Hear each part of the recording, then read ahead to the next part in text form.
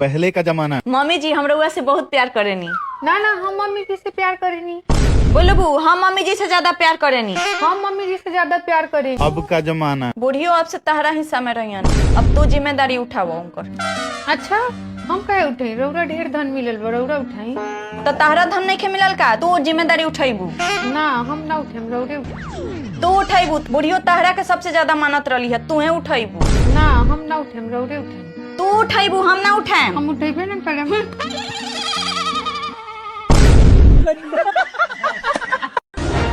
बाप रे बाप, दुल्हा ही निका करता रू हो, इतना भारी उठाओ तारू।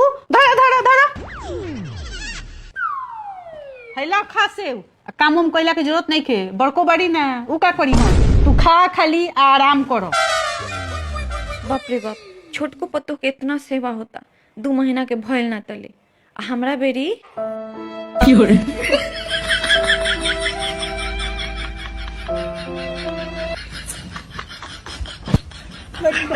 तू विदाई में अपना मौसी के साथ काहे लायल बड़ू? हम मौसी के साथ आइल बानी देखेला, कौनो परेशानी तो नहीं के हो? हमनी के ऐसा लगता है तहरा कि तारा मौसी के हमनी के परेशान करे सन। रउआ लोग इनके परेशानी के बात थोड़ी ना करतानी। हम ई देखे आइल बानी, हमार मौसी रउआ के परेशान तो नहीं करत। हम नहीं जानते नहीं हमार मौसी कैसन बाड़ी। कितना प्यार बा हमरा दोनों बेटा में, ये प्यार शादी के बाद ले बनो रहो तब नु। माँ तू चिंता मत करो, हमनी के दोनों भाई के प्यार हमेशा बनल रही। बंधन ता प्यार के बंधन जन्मों के संगम। शादी के बाद समझा दो अपना मेहरारू के कि हमरा मेहरारू से बहुत ना करेला। बड़ छोड़ के लिहाज भुला गइल बड़ी का? हाँ तो बड़ो छोड़ के लिहाज भूल जेती ये हुई। तू का मेहर मोगा बनल बड़ो, उतार के फेंक द कपड़ा, पहिलो मेहरारू के लुगा। ए जी हई देखी देवर जी कितना बोले लगलन, पहले मुंह से चू ना निकलत रहे, मेहरारू के आते आते चाय चाय बोली निकले लागल। हाँ तो बोलिए ना का। रे तोर हिम्मत कैसे भइल हमरा कैसे बोले के?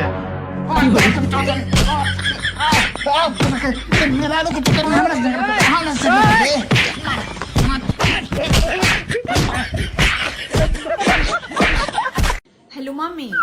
हाँ बेटी। जानदारी छोटकी पतो के मुंह दिखाई में सोना के झुमका मिलल, चांदी के सिक्का दे देले रही। आए बारी का बूढ़ी हो जा, दे तो फोन तनी। ना का कहबे उन, कहम ना हाल चाल पूछम। रहे दे। अरे दे ना।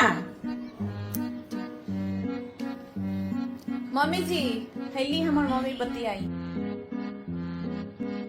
हाँ समझिनी जी बोली। का समझिनी जी, सुना तनी कि सोना सस्ता हो गइल बा। ना तो अब के तो 1.5 लाख रुपए हम लिए नहीं है अपना छोटको पतोहला झुमका। ओ तो लगता हमार बेटी के बियाह बेरा सोना महंगा रहे ना, वो घड़ी कहाँ महंगा रहे, वो तो 4,000 रुपए भरी रहे।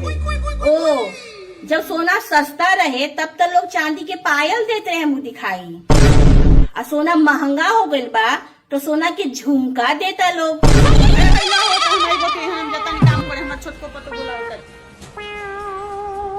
मम्मी सब बोलला के का जरूरत लखा? ना कहती तो हमारे पेट के पानी पची, और कहनी है ना भिंगा के देनी है, डायरेक्ट ना बोलनी है कि बुरा लग जाई। माँ माँ का रे? बगल वाला घर में बहुत भयंकर चोरी हो गइल बा।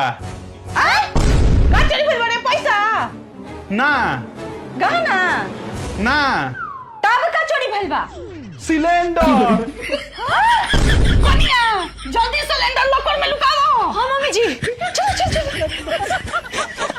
हे भगवान जी, हमार दोनों भाभी लोग के हमेशा खुशहाल रखें, आ इ लोग के जीवन में जितना परेशानी बा सब के दूर कर दी।